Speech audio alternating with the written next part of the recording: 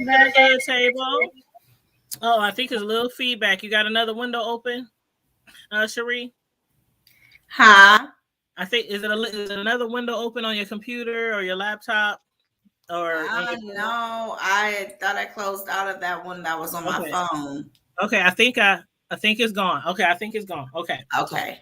All right. Well, welcome back to the Hood Table, everyone. Thanks for tuning in this Sunday afternoon. I hope everybody had a wonderful Sunday. Those of you who were in church, those of you who slept over and didn't make it to church, shame on y'all. But anyway, make sure you come on in, like the video, share the video, subscribe to the channel if you're not already subscribed, and get ready for this interview that we're going to have with some special guests. One of who have been on our platform before, Miss Sheree Christian, and we have her husband in the background, Mr. Gerard Christian. Welcome to the channel, you guys. Welcome to the platform one more again. And then we have my co-host, Carmel Diva. Hey, love, how you doing? I think her mic might be off. And then we also do have another special guest that's going to pop on as soon as she gets a chance to, who's going to be in the topic of discussion that we're going to be discussing today. But go ahead, Sheree and Debar, say hi to the peoples.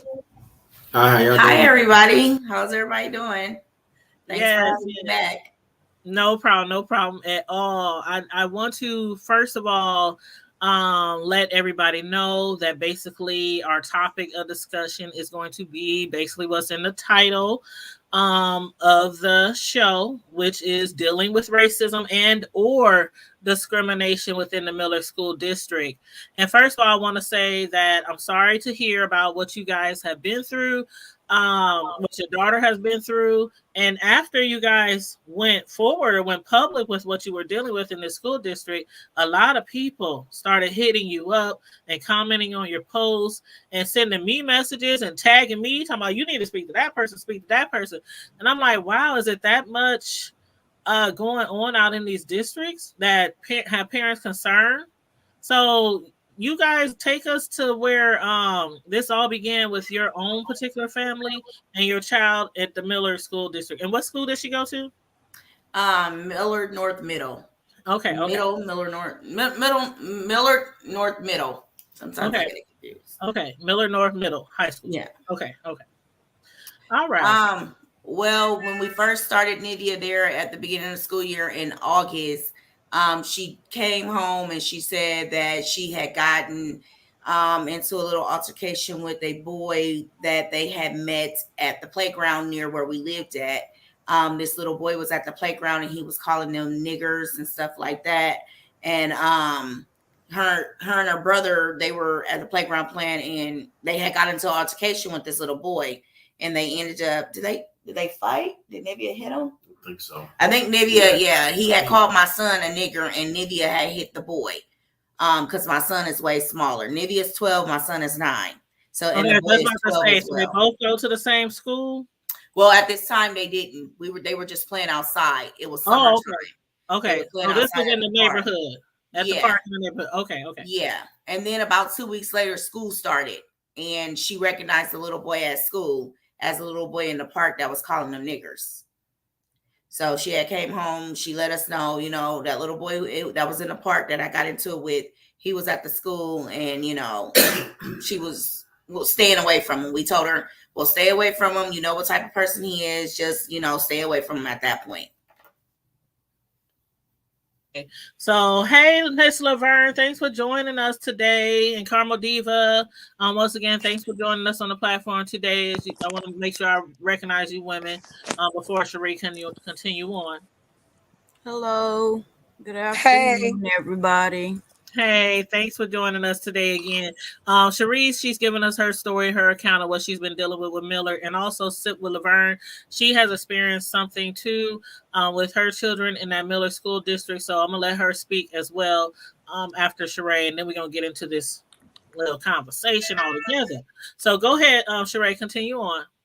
So at that point, we told her just to stay away from him. You know what type of person he is. Leave him alone, stay away from him. So that's what she had been doing up until recently. I guess the little boy had called her a cotton picker and all of that type of stuff like that, which she had told my husband. And I guess he told her to tell her teacher, but I wasn't told about it at this point, that, you know, it's a little boy up at the school. That little same boy is at the school, and he's done started back up, and he done called her a cotton picker. So that kind of just went, I guess it just wasn't dealt with at that point in time. So come back to bring it till Thursday, till when I get wind of like what's actually going on, and it's going on again. She texted my phone. She said, "Mom, the little boy is up at the school. He started up again with me. He's gotten me in trouble." And I'm like, "Well, what's going on?" She was like, "I went to stand up to go get my laptop, and I guess on the way, I don't know if on the way by him, or she said she wasn't even by him. He yelled out to the teacher, 'She touched my cheeks,' basically saying that she touched his butt." And she said that she didn't even realize that, you know, she was in trouble, that anything was going on, until security came and got her and basically told her that she was in trouble. And she, you know, she said, "What am I in trouble for?" And they said, "Well, the little boy said that you touched his butt." She said she thought it was like a joke, like, really, you know, I didn't touch this little boy's butt. I don't even like this little boy. And the principal made it clear that she said, you know, I don't like him. I don't go around him. I don't, you know, I don't care for the little boy. Why would I touch the little boy? So she's texting me, and she tells me, "Mom, they're about to give you a call and tell you, explain to you what's going on." She was like, "They have some of my friends in the office, and they got them crying because they're asking them, did I touch their butts? Did I touch them or the little boy inappropriately?" Yeah. And she said, "My friends are up here telling them that I didn't do it. They even have my little friend crying up here." So I said, "Okay, I'm on my way up there." That's what I'm telling her in text. And while I'm texting her, I get the phone call, and it's the principal. And the principal is like, "Yeah, we have your daughter here, and we're suspending her. And she's up here touching this little boy's butt, and he thinks it's inappropriately." So I said, "Is this the same little boy that is up there calling my daughter niggers, cotton pickers, and stuff like that?" And he was like, "Well, I'm not aware of that, you know." And I was like, "Well, yeah, she told her science teacher that this little boy has been picking on her, and she said she did not touch his cheeks. So what are you guys doing to investigate it?" She said, "There's cameras up there. You guys didn't watch the cameras." And she said that the people that you guys did talk to, which was her friends, said that she didn't do it. And she has text messages from her friends, because they all got phones. She got text messages from her friends saying that they did not tell you guys that she did that. And he was like, I've done my investigation. Basically, he was like, "I've done my investigation, and that's it. That's the bottom line. She did it, you know, and that's it. She suspended." So I'm like, no, that's not how it's going down. A real investigation needs to be done. I said, "I'm on my way up to the school. You guys really need to investigate this." And he said, "Absolutely not. I'm not doing any more investigation. You're not coming up to the school. She's suspended," and stuff like that. So I said, "Well, I'm on my way up to the school." So I get up to the school, and when I get there, they have a police officer in the office. I knew you was heated. Because they know that I'm about to come and raise holy hell about my child. Mm-hmm. So I come up to the school, we go into an office, and we're sitting there and we're talking. And I asked them, I said, "What kind of investigation did you guys conduct?" Because I have two little girls, which is my daughter's friends. She don't have many friends up at this school. So these two little girls in text messages are saying that they did not tell you that my daughter touched this little boy's cheeks. And they were like, basically, they were saying, "We don't care what those text messages say. We interviewed these kids, and this is what they said." And I said, "Well, did you guys watch the cameras?" "No, we didn't watch cameras. You know, cameras don't catch this type of stuff and stuff like that." So I'm like, "Well, no, the investigation is done properly. If my daughter's suspended tomorrow, I'm going to go take her to do something fun." And they're like, "Well, if you're going to take her to do something fun, take her now." So I'm like, "Okay, well, she's out of here. She's gone now." So then I contacted my husband, and I told him what was going on. I was like, "These people up at the school, they're being all racist. They got this little rude. My daughter this stuff. They're not even trying to hear the fact that this boy is calling my daughter niggers, cotton pickers, asking her, 'Why are you guys always trying to fight for your civil rights?' and stuff like that." So then he got involved. Yes, asked her, "Why are you guys always trying to fight for your civil rights?" The little boy, the 12-year-old. Honey, Jesus be a fence, cause that right there. Now, Carlo Diva, what was we talking about the other day about they learned that behavior from somewhere? I was just saying, Millard has a very long history of being racist, and they didn't used to be quite as out with it. They were kind of sneaky about it, But Until now, Trump, right? Let me guess. oh baby, he brought them all out the woodworks. They, they Well, they came out loud and proud when he came in office. But that's well, did you ever speak with the parents regarding their like? I know it started as a park in the summer, mhm. but did you meet the parents? Do you know where they live in the vicinity of your neighborhood, or did they No, come to the school? Did they call his parents up to the school when your no. daughter talked to her Spanish teacher? They absolutely did nothing. He didn't get suspended. They didn't talk to him. They basically just brushed it under the rug and told her to go back to class. Okay, so this is Laverne Go talking. ahead, Laverne. Go ahead, babe. I lived in the Miller district, and my kids went to school for 10 years over there. Okay, so I've dealt a lot with the Miller school district. Now, I mean, it's some great things that Miller do provide, but in the same token, it is prejudice that goes on there. Okay, so it was a situation with my daughter where the kids were bumping her in the hallways, calling her niggers and all this and that. So you know me, I turns all the way up. Okay, I turns up. I'm coming up to the school. They had the police there, all of that. So what I did was I called Ben Gray at the time. Okay, Mhm. Ben Gray, who was the city councilman at the time. I got so many people involved that once they saw we not playing about this. Like, this is real. You're not about to make my child feel like she's less than. Okay? So we about to turn it up over here. That's when they whole tune change. When they know that you're not playing, when they know that you have people that's gonna back you, then they'll try to, tone it down a little bit and try to change things. Now, my daughter, she really felt some type of way about the whole situation. Like, she knows how I am. So she didn't want me to come in there and acting crazy and all that. So I did have to tone it down. Mhm. But when Ben got involved and he stepped up to the plate, like, okay, this is what we're gonna do.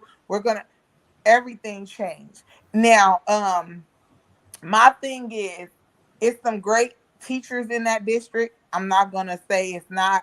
The Mhm. school district is very different from OPS. Okay, they have a lot of opportunities. It's a lot of great things that can happen in the Miller School District, but these are learned behaviors. Okay, Mhm. this behavior did not just come from out of nowhere. So this is coming from the home.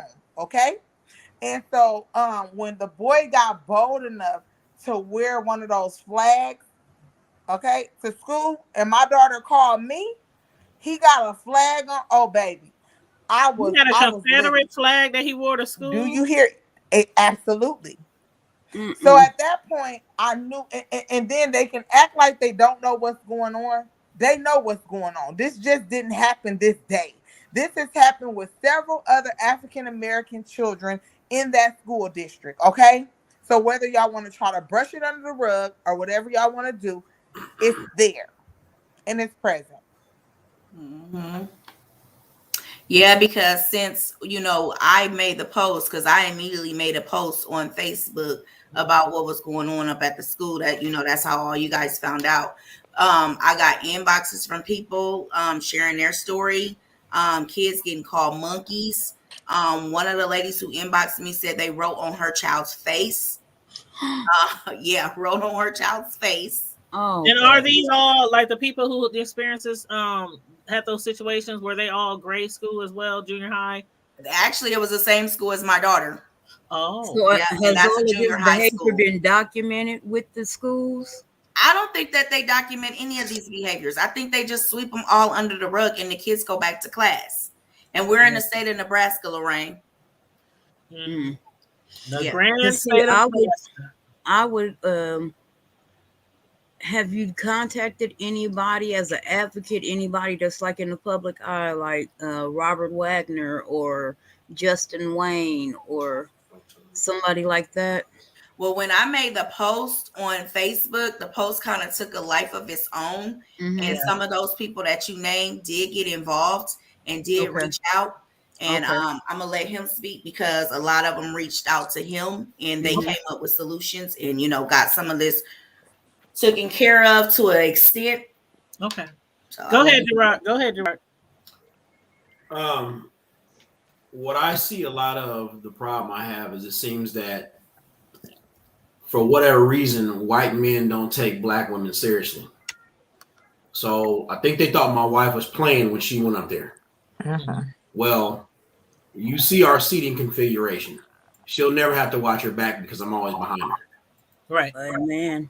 So when I called, the whole tone changed, and he didn't realize I had the phone first. I wanted to just kind of be quiet. I wanted him to talk and basically let him hang his own self.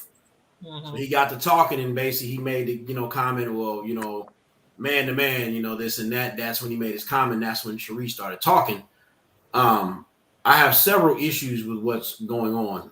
First off, you should have known my father wasn't, excuse me, my daughter wasn't a troublemaker. Judging by her behaviors, generally most times kids that are troublemakers don't have good grades. I'm just going to be honest. They don't. My daughter's had been receiving the Hexter Award the whole year, which means she has good grades. We don't get regular calls. We got more calls on from OPS than we did Millard. Oh, wow. Oh, yeah. Like when she went to Mountain View, it was almost a weekly, daily occurrence her getting phone calls on for stuff that we shouldn't be getting phone calls on. We've gotten one call home this year, and it really wasn't that big a deal. It was more so kind of a advisory type of situation. Yeah. That was the first thing. So, well, some teachers, I just think every little bit of thing gets under their skin. Mm-hmm. Well, if that's the case, then either you need to take a break or find another job. Right. Right. So the first problem I have is that, okay, you took time to basically listen to the little white dude that said my daughter grabbed his cheeks, but yet you didn't take time to listen to her when he's calling her a nigger in the cotton. So that's my first issue. The second issue I have is my little bitty 5'2" wife scared you that much you have to have a police officer there. You probably would have pretty much shitted on yourself if I would have came in. So that's my second problem is that you felt like you need to have law enforcement there. The third thing is, why did I have to get involved? If my wife speak for me, why did I have to call? You didn't take her serious enough. Now I got to call. Believe me, the troops was rallied. We were circling the wagons. Monday morning, y'all would have had a problem. Y'all would have needed more than that SRO to be up there. So it's crazy how, and I don't know if we're going to spearhead this or we're going to be the speaker of everybody. I don't know how this is supposed to work or whatnot, but it seems like when my wife and I put these posts out here, everybody's coming to us now telling us everything happened. Y'all might be that one. It always takes someone to go public about something that should not be allowed. And then people, and I hate that people don't just speak on stuff when they should, but sometimes it takes somebody stronger than them to face something for them to follow suit. So that's why I said my comment that I said on my wife's post when I said, don't inbox my wife. Put it on put it where it's supposed to be on public front. Yeah. Don't inbox her because you sound like you're trying to hide. Some people don't want to make their kids a target, and some people don't want to be a target themselves, because when you do speak out about stuff like this, you start something. And you don't know what you're starting, and you don't know where it's going to end up at. But me, I'm like willing to take that risk for my child. Right. Same here. And I saw that comment that you made, Gerard. You was like, like I was talking to you about when we was talking about other people who were saying things like, well, why move there? But I like what you did say to that comment, because that's the thing. We talk about this stuff behind the scene. Like, what is that going to do? Why are you inboxing me? Put it on a public front. Put it on First Street. Right. Like, what am I supposed to do about it for you? Well, what I like about this whole situation is Cherie has a strong husband that's going to rally for her and her children. I did not have that. So I had to reach out to people in the community, such as Ben Gray, that stepped up for me. Okay, because if I had to just went there myself, I would have been overlooked. They would not have listened to me. They would not have cared anything that I said. But I had Ben Gray and other people in the community, other men in the community. So it takes, and this is a sad thing to say, us as Black women, yeah, we're there and we're in the forefront. But when a Black man steps up, like Gerard has done, that's when they're gonna listen. It's sad to say, but it's the truth. Yeah, you're right about that. Mm-hmm. And Lorraine, as far as what you said, I saw your comment. You said law enforcement to intimidate. That don't intimidate me. Mm-hmm. I know plenty of people on Douglas County Sheriff, NSP, OPD. I work for Department of Homeland Security. Mm-hmm. So we just gonna be flashing badges up in there. I know.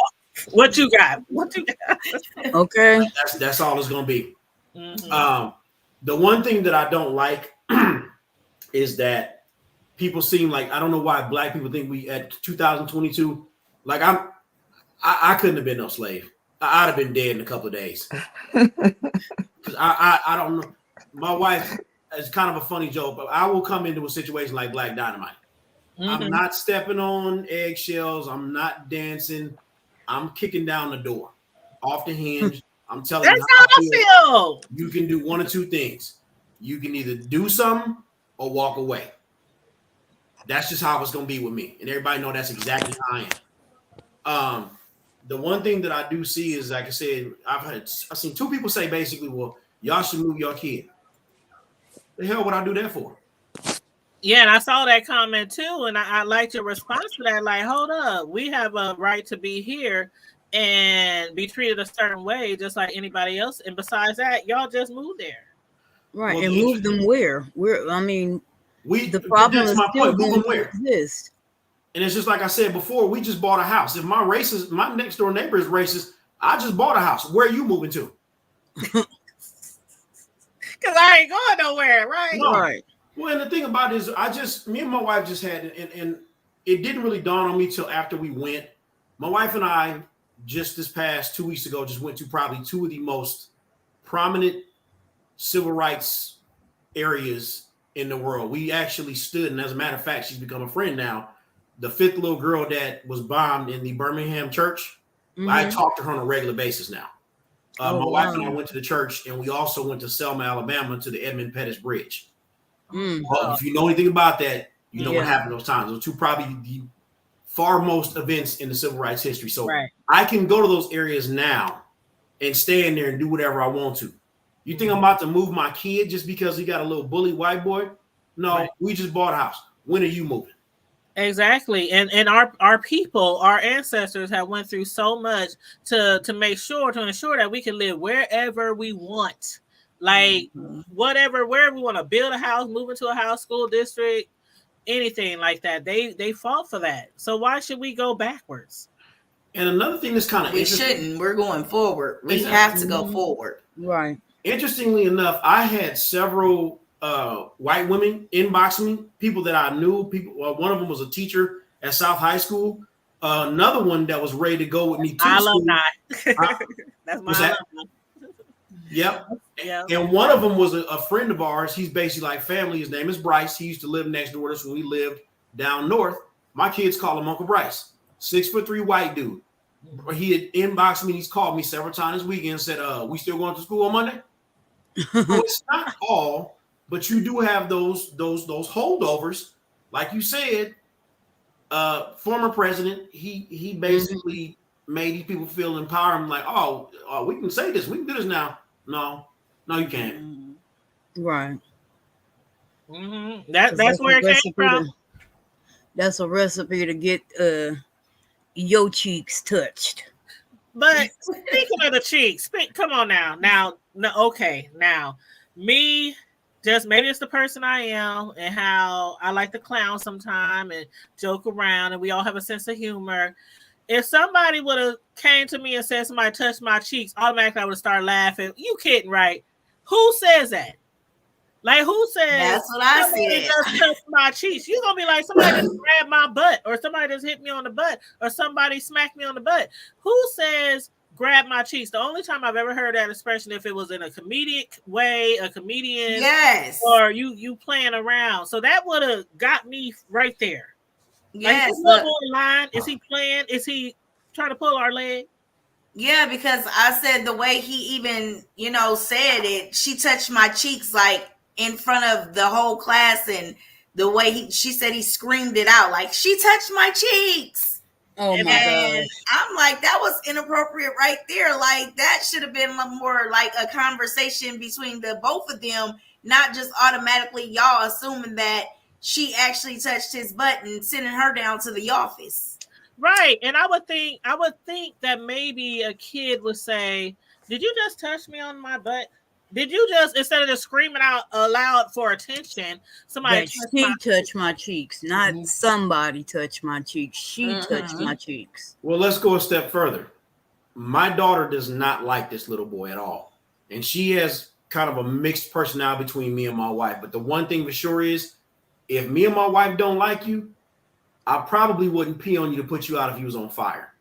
Exactly. So my daughter has taken on that same kind of mantra. If she don't like you, she's not going to deal with you. Mm-hmm. The teacher should have known that he knows that these two don't get along. So you should have known, okay, like, see, now my daughter slapped the hell out of him or hit him or something like that, then it would have been like, oh, okay. I believe that. Yeah, okay. That was. And if he called her the N-word first, I would have been like, you want to go to McDonald's? See, I'm with y'all. If I feel like my child ain't in the right, I done had my child kicked out of school before over a bully that kept bullying until I said, no more. Do what you got to do. And then he got suspended, of course, after the boy knocked his glasses off his face and da-da-da-da-da-da. And I took his butt right to McDonald's, and I told him, we about to go celebrate. All right, give me the rundown. What happened? Line by line. But it's like, you don't condone violence. You don't condone your child just hitting on people or touching people in inappropriate ways. But sometimes you're like, okay, what do you do after we've been talking and talking and talking and going through the levels that you're supposed to go through?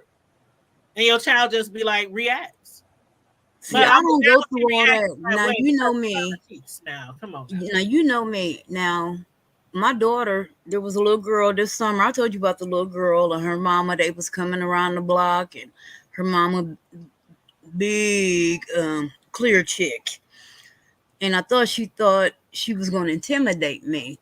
Sorry, ma'am. You must not know my last name. You must not know my history, my pedigree. Because I don't run from you. I don't run from cops. I don't run from nobody. But when school started, I tried to tell the teacher, look, my daughter, because they ended up in the same class. Look, these two little girls, my daughter and this little girl, they don't get along. I would appreciate if you kept them separate. Oh, yeah, they told me that. So why you got them sitting right next the little girl behind my daughter? Because that's not working for me. Because they usually try to force kids to get along. That's what they trying to do. But like I told the woman, we had already been through this summer. And so I told her, I said, now, either you can move my daughter or you can move that little girl, or I can come in and do it. Now, I would appreciate if you did your job and did this, because as a parent, I'm coming to you and letting you know there's a problem. If I solve it, I might end up in jail and my kid end in foster care, because I'm not finna have this. We're not finna have this bully situation. It's not going down like this. And seeing the principal up there at that school, she knows me very well, because I will come up there in a heartbeat. I need to speak to Miss So-and-so, and she don't even bother about, oh, well, she needs to schedule an appointment. She just be like, come on back to the office. What's going on now? I'm but not see, when we come with that attitude and we come with that mindset, they're looking at us like, oh, she's angry, she's crazy, she's the mad Black woman, get her some counseling. I see why the kid is acting like this and all of that. We get blamed and we get stereotyped and stuff like that. But it's like, no, I'm angry because you made me angry. I'm angry because you will not take me serious. I'm angry because you're not listening to a word I'm saying. You're staring me in my eyes, but you're not hearing me. and that's going to make anybody angry. But that's how Black women get stereotyped as the angry Black woman. And it's like, no, we're not angry. We want to be taken serious. And when it comes to our kids, we damn sure want to be taken serious. I am that angry Black woman, and I'm coming up here to right this wrong that you have seen, that you have overseen and decided that you arbitrarily, nah, I'm not going to listen to this. I'm not going to try to fix this. So now we have a problem. Now you have an angry Black woman in your midst. But you know where that angry Black woman come from? It come from just like what Jar was saying the other day. A lot of white men, they never took us serious. They just took us as something to sleep with, something to toss away, something to beat. You know what I mean? I'm not gonna go up all into the history because we all know. And so when we try to speak out or something, it's like, whatever, it don't matter. We want your kids down the river. What you got to say don't matter. So we've always been treated a certain type of way by white men. And so when that white man was talking to Sheree, he didn't expect her to have no strong Black brother come back up there, and not really in her defense, because like he said, we are a team. We are one. If she represents me, there's no reason why I need to even leave my job, and that's a problem too, because a lot of times they're so used to us being single Black females, and they don't think that we have strong Black males who are there, not behind us, but on the side of us, working with us to achieve something. So they wasn't expecting that. They was expecting her to come up there and be ghetto. And I can admit, I go up there sometimes down on her, like, you're beneath me. What you said? Yeah, get your child and go now. That's what he said. Like, get your child and go now. Absolutely not. Like, I don't give a damn. She still ain't coming here. Like, the whole, I would have been like, see, you know, I have to say, and I know we all on here have grown. We, you know, I have a lot of friends, a lot of relatives that I can say, we all have grown, because let this probably happen 10 years ago. I mean, I got one time banned from every school in the district. We couldn't go to no basketball games and everything because I flipped out as a parent over my child and got dragged out by the cops. Like 10 years ago or so, I would have been like, what the? It would have been a whole show, because that's what he tried to do, basically put on a show. Yeah. He wanted me to flip out so that they can arrest me. But I wasn't going to flip out on them. Well, herein lies the problem. This is the issue. There was one time before where Cherie and I had not really separated, but we had somewhat did. It was one of our moments in life. Hey. My oldest daughter, Lele, she got into an issue with Central. Cherie called me and told me what happened. I was right there beside her. Regardless of whatever situation may happen between me and my wife, that doesn't fall on my kids. I'm still dad. You called me, I'm there. The problem with what I see, this is just a personal opinion of mine and just something that I've analyzed. A lot of times Black women are angry because they have to be strong in so many areas. She don't have to be. She don't have to be the strong. No, I'm 5'10", 245 pounds. You don't need to be strong. My shoulders is big for a reason. I'll carry that weight. So you're angry because you got to go home and cook. Now you got to deal with the situation of, okay, what am I going to do about the situation at school? Then also got to worry about my job. There's so many things you got to worry about. The reason why Black women are angry because they got so much stuff to worry about. There's a lot of things that she don't have to worry about. I think I can confidently speak for her that she knows that when she called me, it was already going to be handled. She wasn't worried about it. That's why I tell her, you don't ever have to worry about feeling protected ever. Right. I'm 9 digits away. All you have to do is pick the phone. Babe, this is what happened. Okay. And you can ask her. I was extremely calm. I said, don't worry about it. I'll take care of it. And I didn't worry about it. I got my child and I left. Yep. So don't worry about it. I said by Monday morning it'll be taken care of.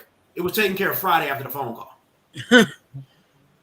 See, that's why they one of my favorite couples. Like, hands down. That's what's up. You guys are one of my favorite couples. And you guys, it's not like you're out here being negative. You both have good jobs. You both are playing important roles, not just at work, but in your community. what Sheree has been doing in our community for over 15 years with child care and learning centers and things like that.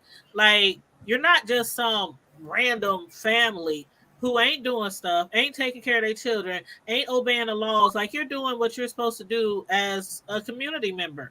They're and just educated, and few miles you down know the what's, road, but you the most shouldn't dangerous treat part them of them is that they are educated, right. and they are Most educated. fighting together. They're not fighting with each other. They're fighting together. Together. And that's a force to be reckoned. And unfortunately, that man should have, I mean, that shows his level of thinking and what kind of man he is, that he was scared of this little woman.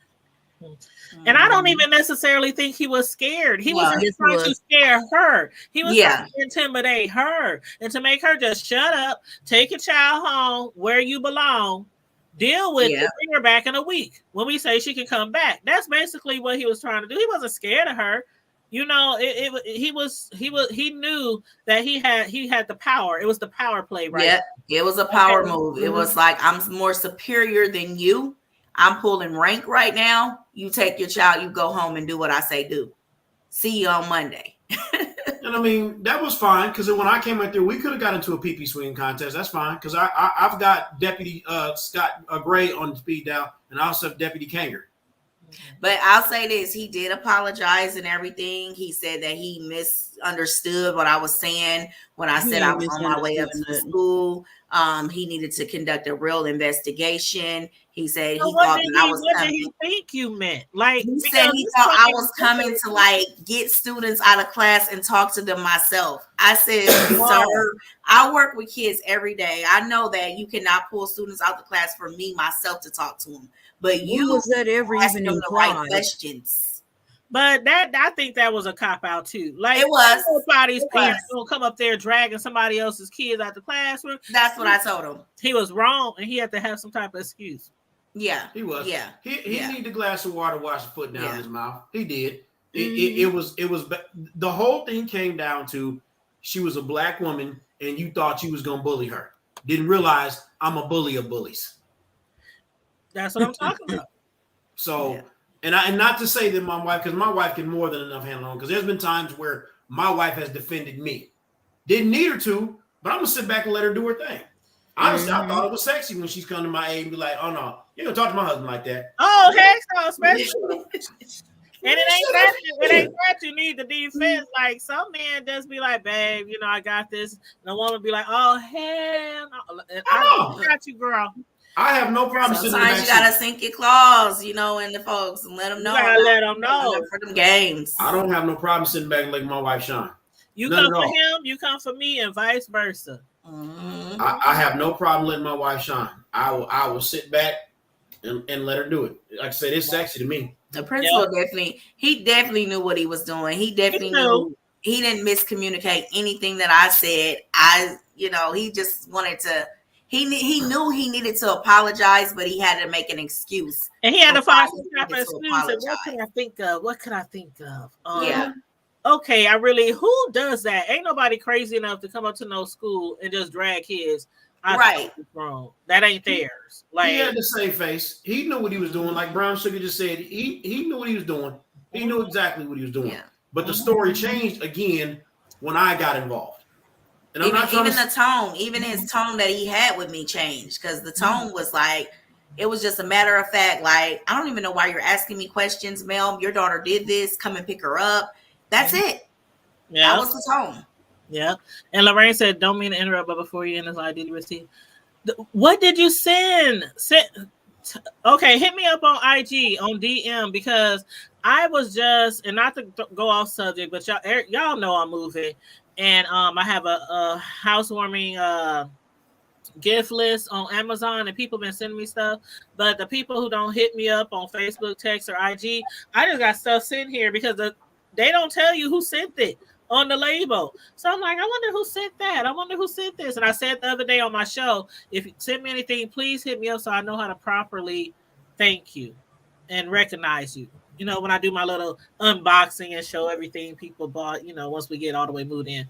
But yes, I'm sure I probably did get it, Lorraine. I just don't know which one came from you. So hit me up on IG. It's The Hood Table, just like the YouTube name on IG. And thank you so much for your support, love. So now, when is the next school board meeting out there? Not sure. We'll have to check into that. But the thing about this is, and this is something I'll just take off my wife's plate. This is not finished for me. Right. When I was in the military, we always had something called an after action report. Right. So that's what I'm expecting Monday afternoon or early Tuesday. I'm expecting an after action report. Was this young man addressed? Like I said, generally most times, Black kids aren't just going to randomly say this person's saying racial comments. Right. And I say that because of the fact of some of the best neighbors we ever had was my boy Bryce that we used to live next door. We if I could have extracted Bryce and his family and brought them out here with us, I would have. I genuinely would have. My wife has been adamant about having an all-inclusive daycare as far as different nationalities. We have white kids there. We do. We don't care. We don't care what color are. You could be blue like Avatar. My wife doesn't. We don't care nothing about that. Color don't mean a thing to me because I have every single color in my family. I don't care what you look like. It's your heart for me. Yeah. Yep, same here. My sons then had best friends who were white, and they were so welcome to their house, spending the night and everything. They were welcome over here. I got some Mexican. I'll be bragging about them on Facebook sometime. When it snow, I look outside. They got their big old snow blowers and stuff in my driveway clearing out. Every time it ices, they bring me 20-pound bags of rock salt. I mean, they are like the nicest neighbors I ever had. When you pull up at my house, I got the United Nations of Benetton in my yard. I got little white kids. There was little kids from Nepal. Then I got my little black kid. And they know I got one. United Nations over there. You know it is, Tanya. But my thing is this: when you pull up over here at Miss Keisha's house, when you in the yard, I'm gonna protect you like you are one of my own. As long as you are respectful. Well, even if you disrespectful, and not only that, I'm still gonna protect you. But if you disrespectful, I'm sending your ass home, and I'm gonna tell your mama why I did it. I mean, ironically enough, Cherie and I are married because of an older white couple. Oh, is that how y'all met? They called us out on us. Yeah. Literally, we was at church on a Sunday. There's an older white name. His name is, I'll just say his name. I don't care. His name is Kevin Thomas. Got money. He loaded. He flat out asked me, he said, Gerard, what you scared of? I said, damn thing. What you talking about? He's like, why aren't y'all married? He said, y'all live together. Y'all have a child together. What are you waiting on? We got married that Wednesday. Oh. Literally, it was that fast. It was February 14th. So we just celebrated 9 years. We literally, he called me out and called me on the floor and was like, it wasn't so much thinking like, I ain't no punk. You ain't gonna call. It was, he had a valid point. I live with you. We have a child together. We are literally living and functioning like a married couple. Right. So I think the thing about it is a lot of people, they may not know how to approach this because generally most times I know me myself, I don't want to sound like the ignorant black man. When I come out, I will humble you in the most profound and educational way possible. Once I'm done talking to you, you will look like the fool. Do I cuss? Yeah, I cuss, but I can literally obliterate you with words. So I think a lot of times there's a lot of black people that don't know how to go about the situation, or maybe they're like, well, I don't, they're scared of repercussions or things like that. And because we can come out as authoritative with authority without acting ghetto. And that's everybody don't know how to do that, but it's in you. You just have to start practicing. I am a verbal assassin. I can annihilate you. And like I tell people, I'm one of them black nerds. I've read the dictionary. I've read my Bible. I watch, Tanya tell you, I'm always watching some kind of documentary or something on TV. Something weird. But I'm saying that's not weird. I'm the same way. I was watching something on oil rigs last night. Right. Now, see, that's what interests me because I used to get interested when they used to explode and they down there, and I'm like, oh my God, is there a lot like those type of movies? I know y'all have probably seen them before, but yeah, those kind of things interest me.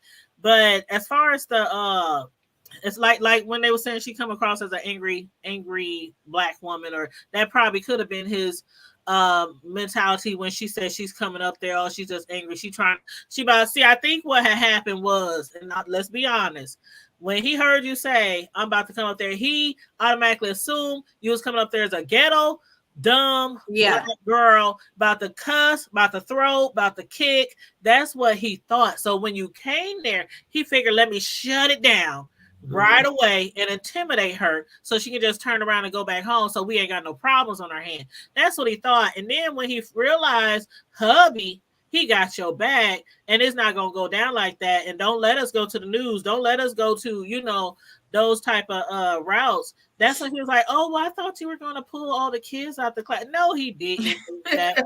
But and it was funny because I sent a very strongly worded email to him and the superintendent. A very strongly worded email. So I'm expecting, and it was Friday, so I'm expecting the superintendent to probably get in contact with me on Monday of next week. But it was very strongly worded. I had already contacted several people. There's 2 state senators that you guys probably know what I'm talking about that I already been in contact with and basically let them know what happened. I got a good friend of mine that used to be a principal, that was within Millard Millard School District. He had talked to me and my wife and told us this is what you say you need to do. And if it doesn't happen, call me back.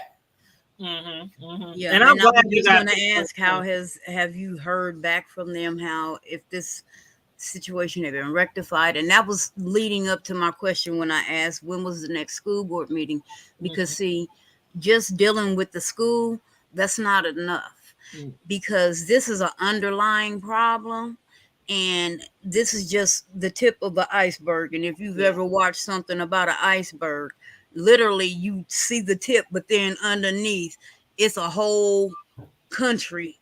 It's big enough to fit a whole country in under the water. That's what this problem is. And I think right now, I mean, we've heard that from other people that this is been going on for years, but I think God ordained for you to do this. This is the moment to address this publicly and for once and for all, to bring this to the light and to get this taken care of. Right. I absolutely agree. Well, I mean, if there's other people out there that would like to share their story, that would like, some people to advocate for them, that, we're here, we're open to listen. We don't know where this thing is going to go, what kind of life it's going to take. But like you said, it's the tip of the iceberg and it needs to stop. Some change needs to happen. Right. And from these posts on here, and I'm going to let you speak real quick too, Gerard. Okay. From these posts on here, which I'm about to get to in a second, this dates back to 2020. But there are some recent posts on there from people of color who had issues with racism and, in school. So I'm going to read through those, but I'm going to let you go ahead, Gerard.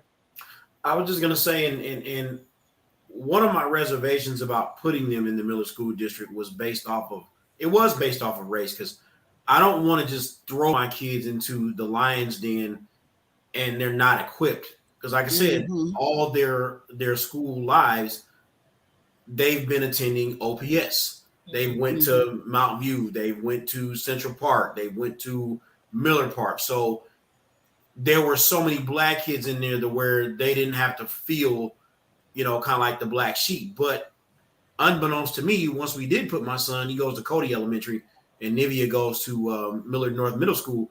The crazy part about this whole situation is those schools are extremely diverse. They're extremely diverse. Every nationality you can imagine goes to those schools. Indian, and when I say Indian, I mean of the actual country of India. I've seen African kids there, black kids, Hispanic, Asian. So I'm looking at a situation, and I can guarantee you it's not just black kids that are experiencing these things. Most likely not.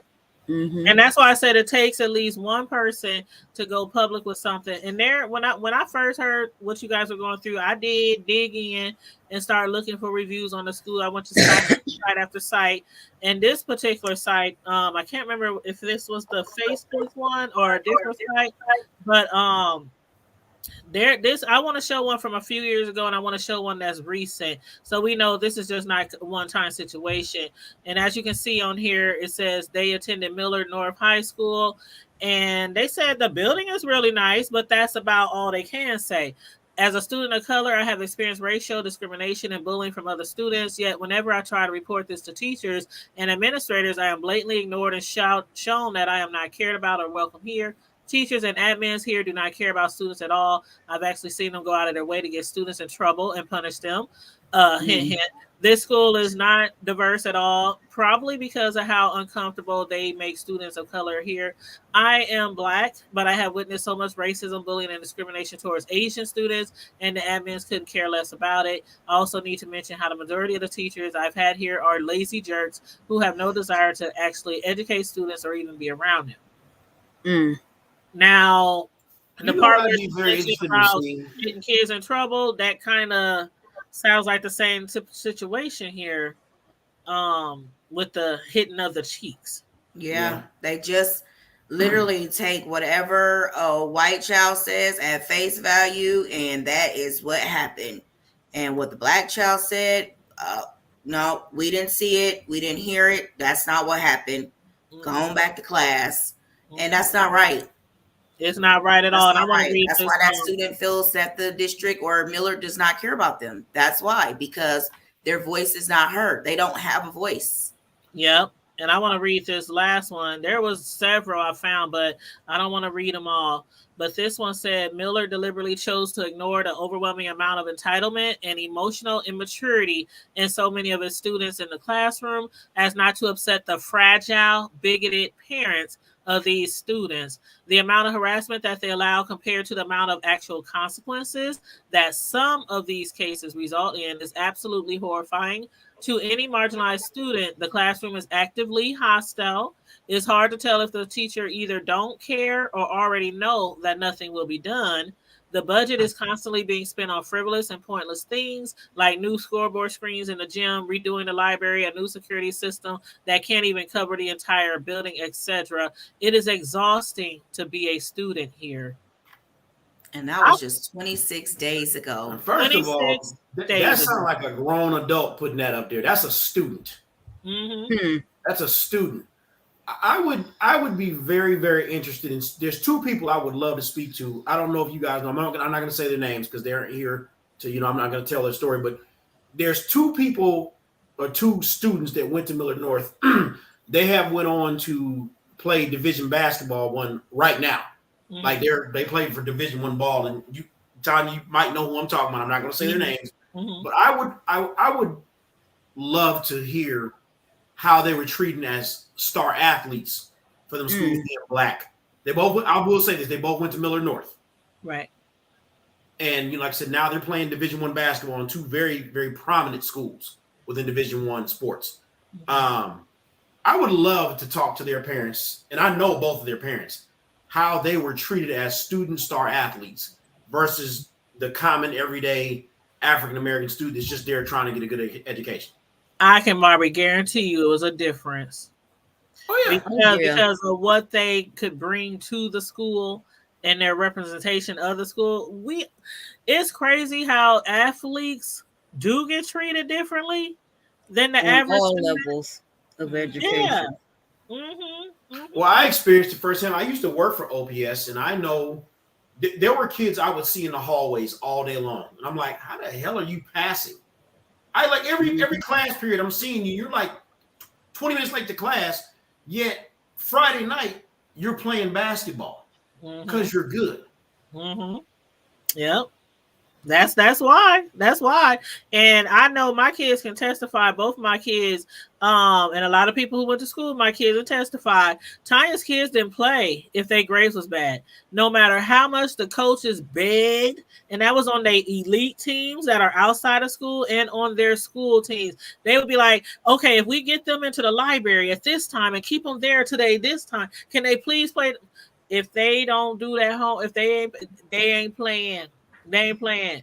I did not play that because sports to me will never ever be more important than your grades. But see, Never. unfortunately, a lot of times parents are living vicariously through their kids. They are living out their dreams through their kids. Oh, this might be his shot. Absolutely. He can, he can make it to college, and then we'll get this. And then, oh, if he make it to the league, then we set. So they're not caring as much about their education. More so, they're looking at the perks. And they Of will what the cuss the child coach can do out. to They will them. cuss out the whole coaching team if their child is benched because of grades. Statistically, anywhere in the United States, statistically, a child going pro to the NFL or the NBA is Minuscule. 500,000 to 1. It's 500,000 to 1. Mm-hmm. And it ain't nothing worse than a dumb jock. Oh, You know, child. And I'm I Mexican. told your I mean, Even if you get the money, you got to know how to manage the money. Well, I mean, Exactly. anything can happen though. Like literally, you can be a star athlete. I'll use Bo Jackson for example. Bo Jackson was a 2-star athlete. He was phenomenal. Literally in one play, he got what's called a hip pointer. His career in football was over. Yep. Now, luckily, he did well enough with his money that he invested to where he's a multimillionaire. But again, your life expectancy is that fast. Mm-hmm. Anything can happen. You can get a blown ACL, MCL. You can get a concussion to where you can't play again. Joe Theismann, got his knee broke and he never played again. Mm-hmm. So injuries are inevitable. Mm-hmm. Yeah. You do have those anomalies where you have a 15-year career like Tom Brady or somebody like that, but then you have situations where your career is cut short. And Jim Brown, people don't realize Jim Brown only played 8 seasons in the NFL. Wow. That's it. 8 seasons is actually not a lot because you honestly don't get your first fat contract after your first contract, especially now with what they're doing with rookies in the league. You're not getting those $100 million contracts. Most rookies, their first contract is only like maybe $10 million for 4 years, which, okay, $10 million, nothing to thumb your nose at, but then you got to pay your lawyers, you got to pay your manager, you got to pay your agents, you got to pay all these people. But this is another thing people don't realize. Do you realize that basically your NFL salary, you pay taxes based off of every state you play in? What? Yes. I didn't know that. Yes, when you play in a different city, you pay taxes based off because basically your salary is coming based off of those different. Exactly. Okay. Wow, I did not know that. Never knew that. Yes. So that's why I say why people get like people to take care of their money and accountants and stuff because I hate doing taxes for one city. Yeah, they pay in every city because part of the revenue they're getting is from that city. Right. Understood. I get that. I don't know. I guess that should be something that we should have known, but well, I mean, I'm a ball of useless facts. My wife will tell you that. But I wouldn't say that's useless, but you're a ball of facts. It's the thing of where you look at like, would you rather your kid know how to throw a spiral or set a spike in volleyball, or would you rather them know how to set up a hedge fund or know what index funds are, or start researching crypto, right, or learn how to pay tax liens on houses and acquire properties by paying the taxes? Basically use their brain to make a better life for them and their family, because not like all sports people are dumb. I'm not saying that, but I know a lot of athletes when I went to high school that was paying people to do their homework. Well, like I said, that's how they got passed to every level and got to stay on the sports teams, and then. But see, that's like I always. And don't I always say that I am, when I talk to kids and I want kids to if you are playing a sport, especially in college, I think it should be a requirement that you take some kind of business course, you take some kind of money management course, because then you are able to look at your books and see where your money is going, how it's going here, there, wherever, and then you can take an active role in what you want to invest in, how to diversify your money and make your money work for you. Tanya tell you I talk about that all the time on here. I Well, say that's the that thing all the where time. well, that's the thing where they're pushing algebra and geometry and trigonometry in school, when they should be pushing financial literacy. Exactly. I talk to my kids all the time. A lot of young, I would just say young kids, period, don't realize your job history plays a role in your credit. They don't realize, okay, you can't use more than 30% of this credit card. Like, so there's a lot of things credit wise that my wife has taught me. Yep. So there's a lot of things. I think financial literacy, and I made a post the other day, and I was asking people how many actually use algebra on a daily basis. And in I some saw that cases, post. you do, and a lot of people pulled my coat on that, and that was okay. My cousin did. Our cousin did. Yeah. Angela, she I definitely. don't never post anything on my page thinking that I am the end all be all. I put things out there to basically draw interest and for people to contribute. But my thing is, how many black kids, like, okay, we talk about sports.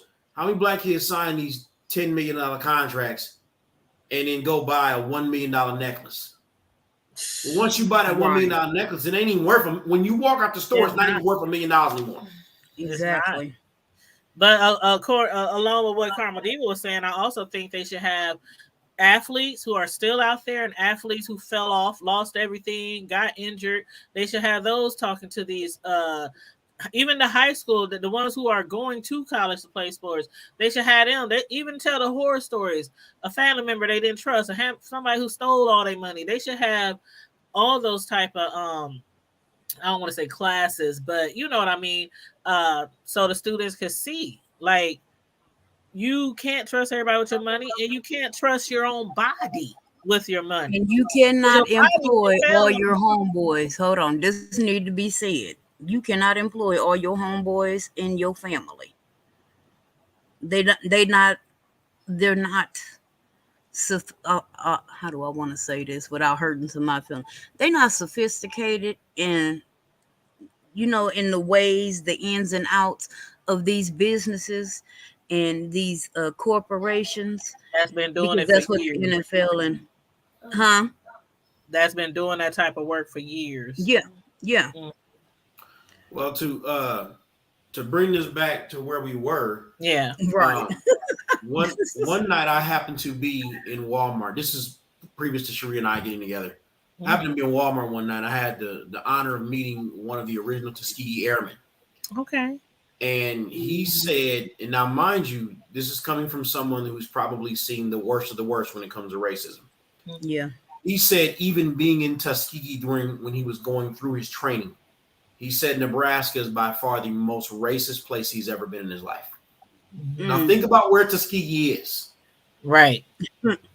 Alabama. You're talking about the epicenter of racism, Alabama. And he still said Nebraska was more racist than when he was going through at that time. Now he's talking about Nebraska itself. Now, so let's go ahead. He's talking as a whole, not just Omaha, but because some people who don't live here might think that is, yeah. So Nebraska got a lot of sneaky racism going on, though. A lot of undercover, a lot of nasty white people. And you know, one of their centers for their white clothes people is like all down the road. Shoot, one of their main headquarters is in Nebraska. It's a lot of sneaky racism going on that they think we don't catch on to. Yeah, I think for so long what they were used to were black folks being contained to, Cummings to State Street and from 16th to 72nd. And then once we started to buy homes on 90th and Maple and 180th and Center and 144th and 4th Street, it was kind of like, well, wait a minute. Especially when Y'all know I used to work in real estate for almost 15 years. So especially when the market got real good before it went horrible, when all the houses were being really cheap and banks was just giving out loans to people who couldn't even afford homes. Mhm. And a lot of these people who weren't even making a lot of money started buying a lot of houses way out west because they were getting really good rates and really cheap. So a lot of black people around that 2007-ish time, they went west. Like west, not 80th, not 90th, but west. So now it's that a lot of people is trying to turn it back around and keep us down here, push us down here. But then at the same time, they trying to take over every vacant property and lot in our neighborhood. Like I said, you do that regentrification. That's what they're doing, especially do in they the want quote us out the unquote city? no-do area. Well, Ernie Chambers had been saying for That's years. what they want. They want us They out want the us out the city. They don't city. want us nowhere here. Yeah. When they say go back to Africa, they mean that shit. They not just saying that shit. They mean that shit. Well, if that's the Well, I case, can't go nowhere I ain't never been, so Right. Well, if that's the case, if we're removing people, then they need to go back to Ireland. They need to go back to Poland, Norway, Germany. Russia, Germany, Austria, Czechoslovakia. I mean, the let's run mountains down of the list. Caucasus. Yeah, let's run down the list. Because, like I said, just honestly, even in our neighborhood, the people to the north of us, right immediately to the north, and people across the street are black, but there are not that many black people out here. They're not. So, I mean, by all accounts, everybody in our neighborhood has been very nice. We've had people bringing us cookies over and waving and all that kind of stuff. It's not everybody, but you do have those holdovers. And you know, my wife and I are at a crossroad right now where, because of time constraints and ease of access, we now have to change. We do have to change our kids' school because of just she's extremely busy and so am I. So now we're going to put them in a situation now where there's probably going to be even less black kids. Well, we don't live in Millard no more. Let's clarify that. We're out of the Millard district. Now we are in the Elkhorn district. So we're done with Millard. That's why we're changing them. Okay. But over in Millard, the people weren't as nice. They weren't as friendly as Elkhorn. It's more friendlier over here. Like since we moved here, we've gotten gifts in the mail. Welcoming us when we okay, so basically let me make sure we understand. So before you lived in Millard and your kids went to Millard, recently you moved to Elkhorn, so now you're going to move the kids to Elkhorn. There's less okay, I'll just make sure. And the thing about it is we lived in Millard for what, 3-4 years? 3 years, and we didn't put our kids in the district until the last year. The first 2 years we kept them in OPS because we were afraid of the racism.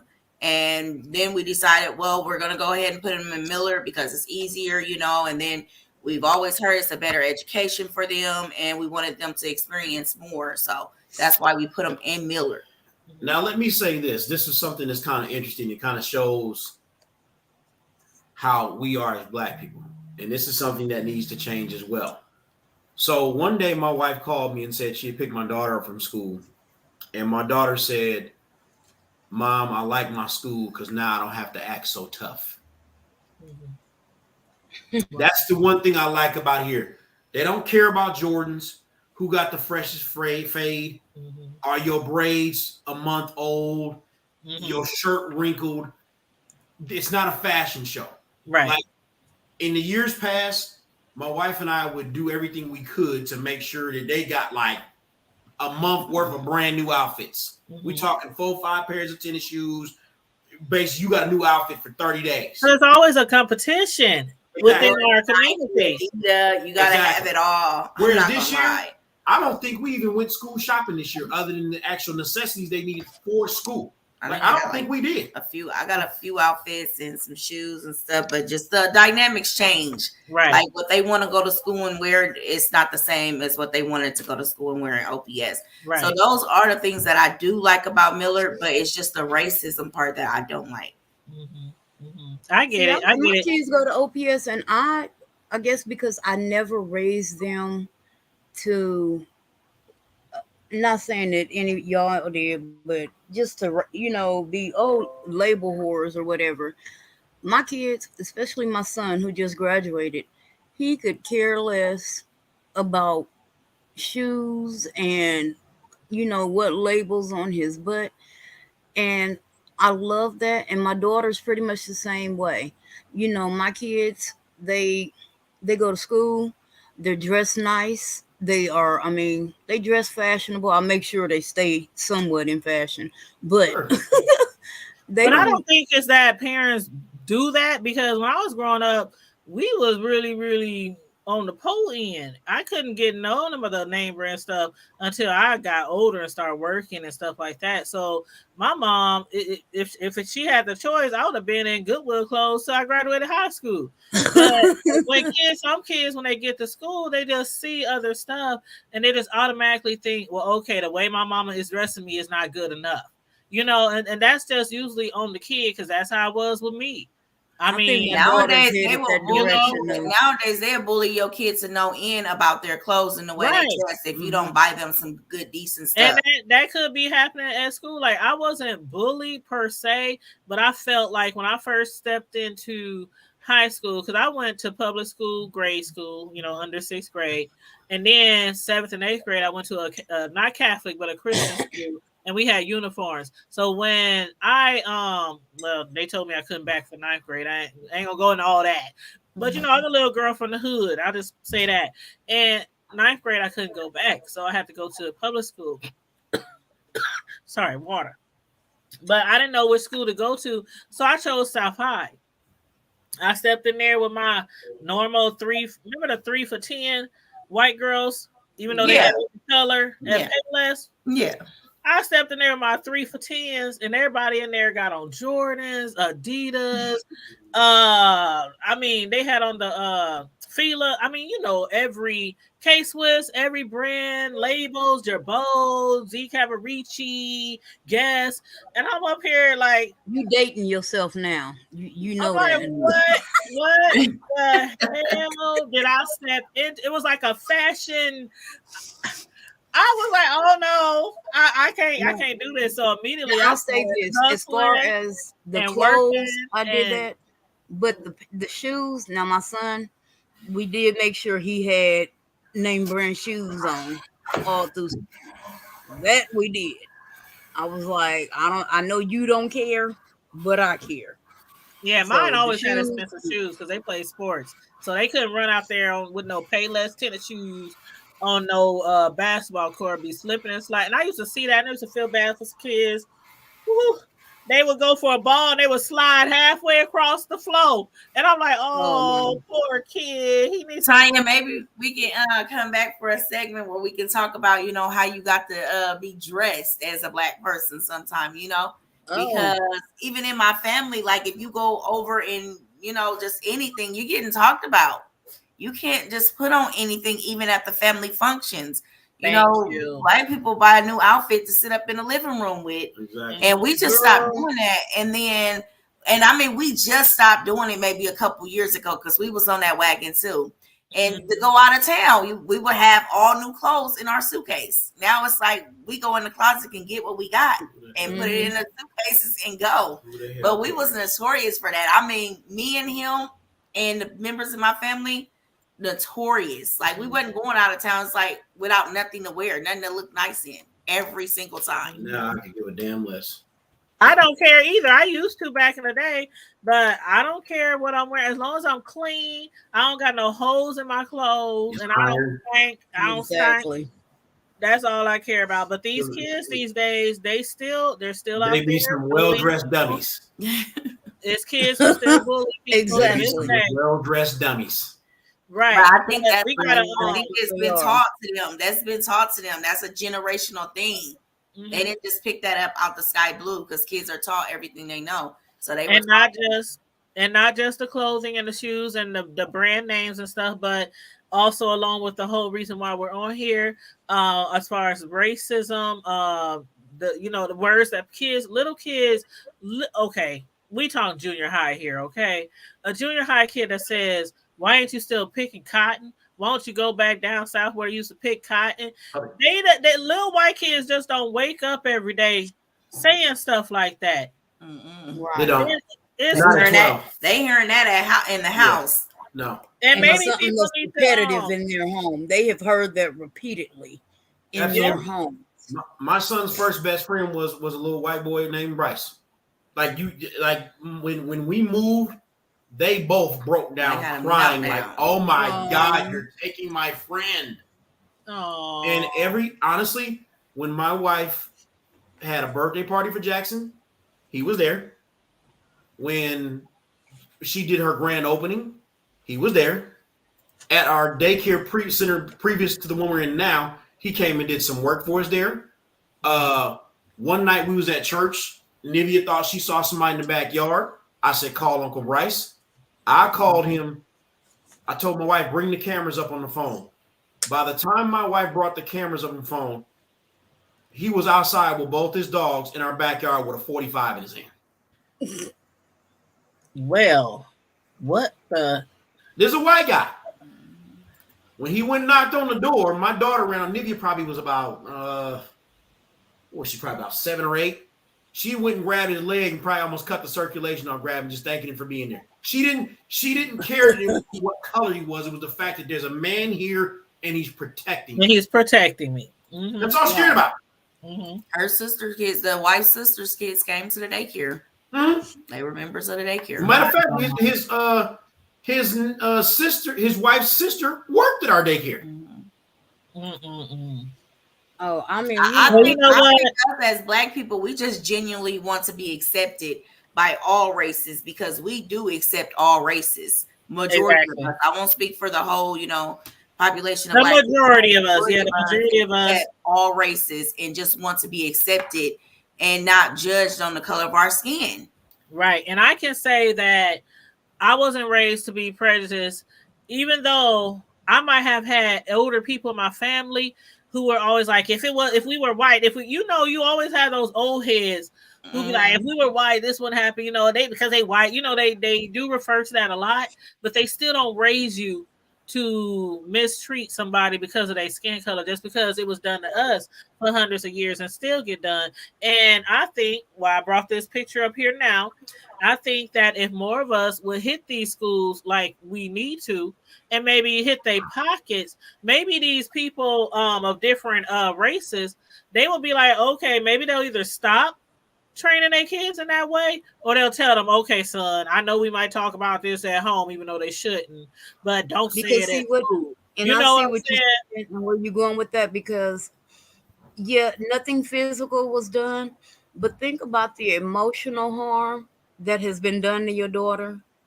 Think about the mental, because now she's going to school and she's feeling self-conscious. She may not tell you, but we all know how it is when something happens to us.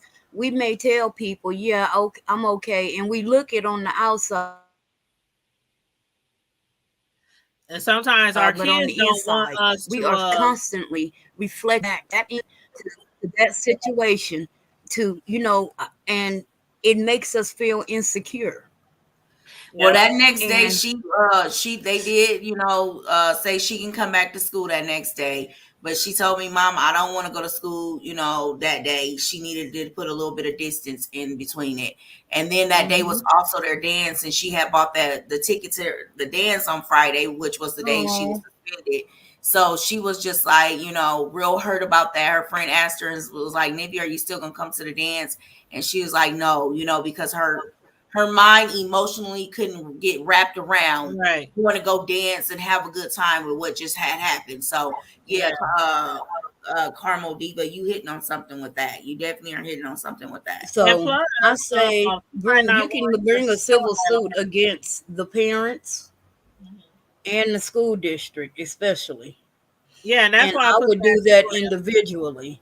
Not as you can do one lawsuit, but you sue the parents, you sue that principal especially, and the school district. But another thing, as far as your daughter not going to school, like she probably didn't want all the spotlight, all the attention to be on her as well. Like you there to have fun and dance and all that kind of stuff. You got people coming to you. What happened? What happened? What happened? What's mom do? What's mom do? What it is? When you come back to school, like you just want to be there And that's why a lot of our kids sometimes don't even tell us when there's things going on, because we know that they know if we come up there, it's going to be a big to do. And people at the school, like other kids, might have something negative to say about what they and their parents doing. And I understand if your child was like, I don't even want to go back there. I don't even want to go to any of the functions, the after school activities. She definitely wasn't ready to go back on Friday. And that was the day of the dance. And she definitely mentally she wasn't ready to go, and I didn't make her go because I knew she wasn't ready to go. Tanya, is there more to this screenshot, or is it cut off like that? Somebody has sent this to me, and I don't know. I was trying to see if there was more at the top of it. Well, I think I'm sure there was, because I had read the full story. There was, and I was trying to find a full story, but the person who sent it to me. Look on your page. She had something more on your page. She has screenshot more. Okay, hold on. Let me go back then. Because I was trying to find if there was more to it. But this particular parent, they had an issue at their son's school, and it was all over the news. Y'all remember when it hit the news though? No, I don't. I've never heard this story. This is the first I'm hearing of it. Yep, it had hit the news. Reading it on your page. No, this is the only. I wonder if the person who posted it. Let me go to their page. She had screenshotted two things because I had read the first part of it as well. You sure it wasn't on your post or you were? No, it was on yours because I had told Gerard to get on there and read it as well. It was that day. I don't know if she took something down, but she had to put both of them up there. The first half of the story. Yeah, I'm looking and it's not there. I'm looking right now on the post because I had made a post. I said I would like to have a discussion on the hood table about parents, and then somebody tagged the lady, and so she posted this picture, but it was like the bottom half of the story. But I'm gonna try to find. I'm over here on her page, so I'm trying to find the whole story. But what had happened was there was a teacher who had posted something for the class, and they said which one of these looked like they might have came or evolved from gorillas or monkeys or something like that. And one of the pictures was of her son. Wow. So the teacher was trying to insinuate, do y'all think her son looks like a monkey? Like he picked an actual black kid from out the classroom, took their photograph and put it under that question. And it got public attention. It was on the news and everything. So she's suing. I'm sorry, that's grounds for an ass whooping. That's grounds for an ass whooping. I'm sorry. So she's suing that school district, and that's why I wanted to show on here. She's suing them for at least $1 million, emotional stress and the inappropriate tirade in front of her entire class. And it was Tatiana, Tatiana, and they're thereby demand and hereby made on Ralston Public School an amount of $1,500,000 for both claims. So it's two claims. There's one for a Tatiana and there's one for a student named Zeke. The teacher took his yearbook photograph and it was their final exam and put his picture on their final exam and said, which one of these do you think may have evolved or looks like a monkey? And the students didn't even expect to out of a cage. How does she get every dime that she's suing for? That right there, like, what a dog, like, what gives you in your, what would say in your mind that this is okay to do? Right. So that parent, the Zeke, the boy with the yearbook photograph, his parents are suing for $1 million, and the other little girl who has something, and they're high school students, so no disrespect to little girl, but it was $500,000 for emotional stress for two teachers at Ralston. So she wanted to put her comment on my post because she was like, okay, it might not be Millard, but it's still racism in these different school districts around us. So y'all in Elkhorn now, I really hope that y'all don't go through anything like this, but I'm hoping that what y'all doing right now doesn't stop here. I really hope it doesn't stop here because I think y'all have work to do and people have been waiting again for someone to speak out, to, you know, we might have to have classes. We might have to have people who go around and check on these students who just like how we pop up on our kids. Maybe we need to have people pop up on these schools, in these classrooms to make sure that our kids feel safe and wanted.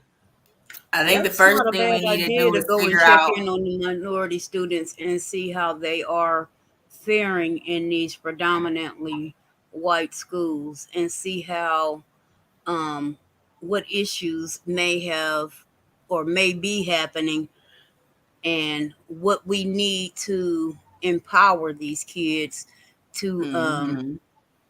to get through their school, their time in school. Yep, yep. So And that what were may you saying, be Sheree? something to look into. I was just gonna say, I think first we need to figure out, how many kids is this happening to? How often is this happening? To see, where things need to be done and what could be done about it. Because, like, I really feel like this is happening to majority of our kids. That's the minority in these white schools. And not enough people are speaking out. That's what I like what Carmel D was just saying. Maybe we need to have some type of committee to go out maybe once a quarter, maybe several times throughout the year. How do you have any stories? Do you have any? And I would hate that it would have to come down to that point where these teachers might have to be feeling like they have like a big brother always watching them or something like that. But I think it is necessary. And Gerard, please let me know if you speak to those other students that you were referring to who went on to play ball, because that would be still interesting to find out how they were treated or if they ever experienced anything.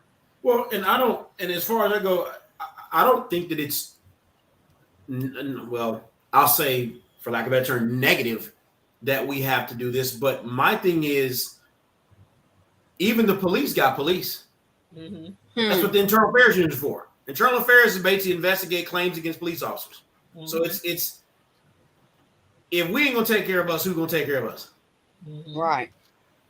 Yeah. And that's just it's a sad reality. You would think in 2022 that we could send our kids to school and they be treated fairly and given the same opportunities that our Caucasian counterparts have, but it's just not. And to be honest with you, I think a lot of times, like what you were saying earlier, and I appreciate the compliment, I think they get intimidated by the fact that I'm smart or smarter than you. Mm-hmm. I got what you got. Your house is 4 bedrooms. Well, mine's 5. Mm-hmm. And y'all have a beautiful house. Let me add. I want to be invited to the first barbecue. You will. You got that. So I think a lot of times they were so used to for so long that we didn't have what they have. Now we have what they have and then some, or maybe even more. Mm-hmm. So, now there's that intimidation factor stepping in, because at my job, I work for Department of Homeland Security. I'm what's called a protective service officer. Mm-hmm. So I provide armed security for all the federal buildings in Nebraska, Iowa, Missouri, and Kansas. Mm-hmm. In Omaha, there's only two of us on contract that are black. Okay. So, wow. Trust me, when the election happened, they threw them little, and I'm kind of like, okay.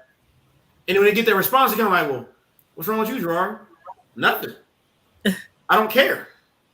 Oh, well, who'd you vote for? Me. It don't matter.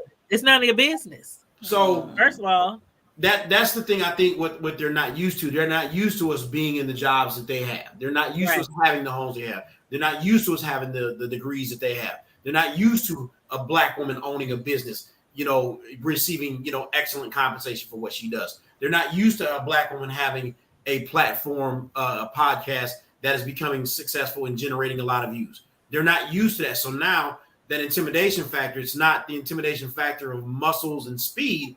It's brains and brawn together now. Exactly. And what's that little song, that little lingo? Anything you can do, I can do better. Well, they better get used to it, because we're here to stay. We're not going anywhere. We're growing as a people. Get used to it. Yeah. And like Miss Cisco just said, we have to have a united front. Absolutely. And that's honestly, that's a whole other conversation, but our front as black folks is not united. It's not.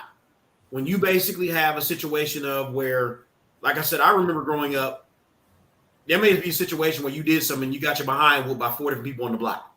Right. Where now you got these black folks saying, he better not say nothing to my son.